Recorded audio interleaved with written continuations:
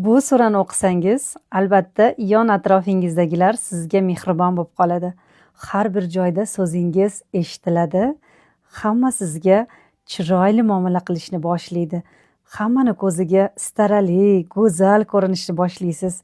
Faqat ixlos bilan o'qib yursangiz, har kuni ertalab yoki kechqurun bu surani o'qib yursangiz, qarabsizki, hamma sizga mehribon. Ham ichingizdagi qo'rquvlardan ham qutulasiz.